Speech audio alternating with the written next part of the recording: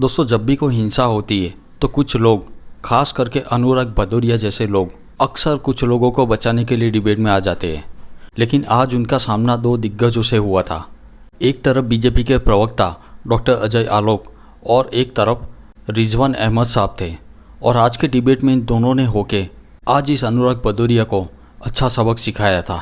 लेकिन अनुराग भदौरिया की बातें सुनकर लोग इस बात को समझ जाते हैं कि इन लोगों की वास्तविक मानसिकता क्या है, और शायद इसी के चलते आज ये सत्ता से बाहर है।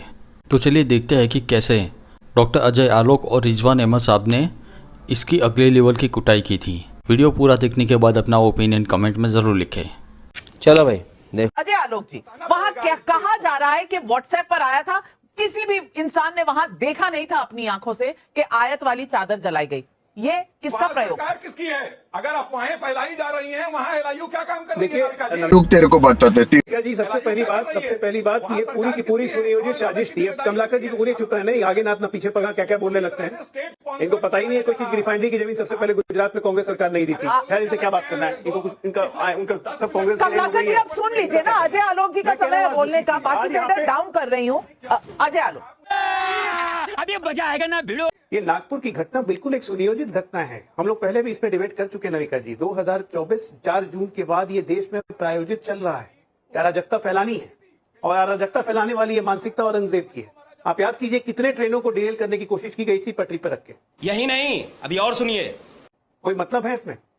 उसके बाद देखिए संभल की घटना हो गई, एएसआई की टीम पे हमला हो जाता है। अभी बताया थे रिजवान साहब कि उसमें कौन सा किस इस्लाम का नुकसान हुआ था। भारतीय क्रिकेट टीम वर्ल्ड कप जीती है, उसमें पथराव हो जाता है जुलूस निकालने में। बात तो सही है। आज ये नागपुर की घटना, ये पूरा सुनियोजित। कहां से पत्थर आ जाते हैं, तलवार आ जाते हैं, पेट्रोल बम आ जाता है, पेंट स्प्रे आ जाता है, एक एक चीज पकड़ा जा रहा है।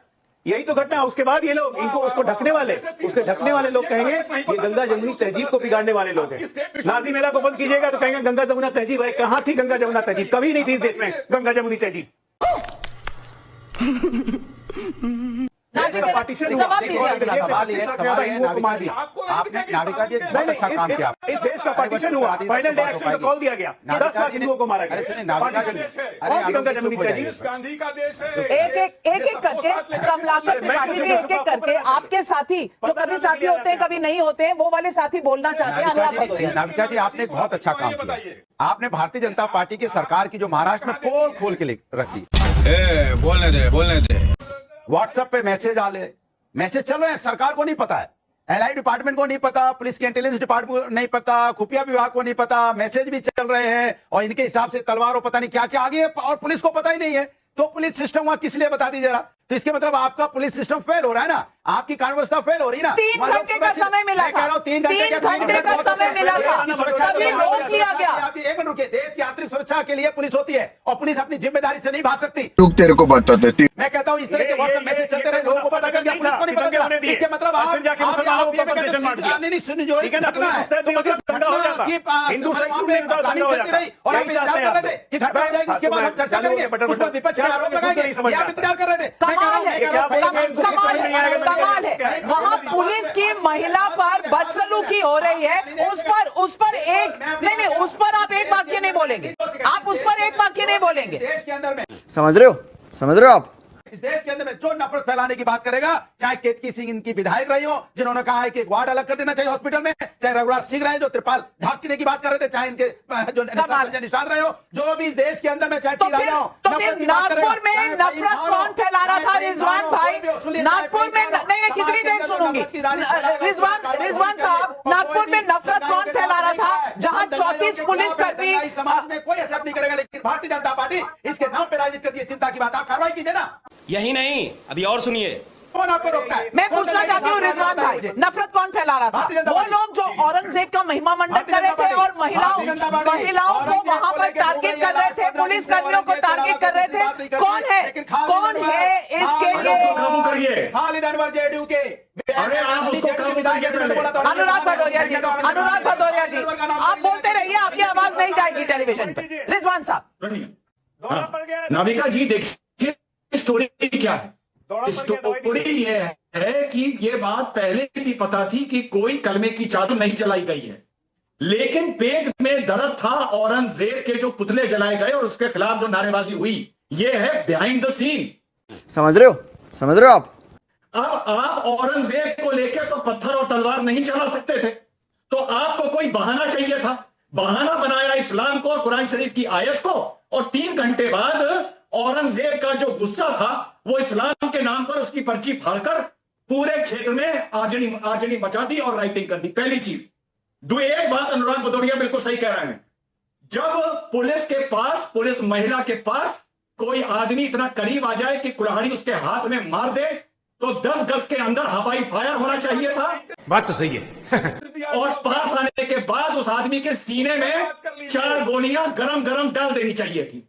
ये नहीं करा पुलिस ने, ये पुलिस की नाकामी है। हाय तौबा नहीं मचा देते। अनवर पाशा जी, अगर पुलिस ने संयम से काम किया तो भी पुलिस इसके लिए रिस्पॉन्सिबल है। अगर महिला पुलिस कर्मी के साथ बदसलूकी होती है, इस तरह की घटना होती है, पुलिस वालों को मारा जाता है, कुल्हाड़ी चलाई जाती है, उसके बाद भी गलती पुलिस वालों की है, लेकिन दंगा करने वालों की नहीं है। क्या यही कहेंगे आप पाशा जी? देखिए, वायलेंस किसी की तरफ से हो, हम उसकी मजम्मत करते हैं। नहीं सारुण के यहाँ कुछ तो गड़बड़ है। पुलिस की तरफ से हो, भाजपा की तरफ से हो, विश्व हिंदू परिषद की तरफ से हो, मुसलमानों की तरफ से हो, हम उसकी भर्त्सना करते हैं। वायलेंस कभी भी इस देश की जो हमारी संस्कृति आपको रही, याद तो आया भर्त्सना करने का, मुझे बहुत आपको रिमाइंड करना पड़ा, तब आपने कहा। चाहता हूँ नाविका जी बड़ी खूबसूरती के साथ हमारे डॉक्टर आलोक आनंद जी ने भारतीय जनता पार्टी की विचारधारा को उन्होंने पूरी तरह से खोल कर रख दिया। उन्होंने ये कहा कि इस देश में कभी गंगा जमुनी तहजीब नहीं थी, न रहेगी, न उसकी जरूरत है। मैं समझता हूं कि ये वो मानसिकता है जिस मानसिकता की वजह से देश टूटा था और आज भी इस देश को और समाज को तोड़ने की कोशिश हो रही। तेरे को बता देती। हम तो गंगा जमुनी तहजीब कह करके इस देश को जोड़ना चाहते हैं।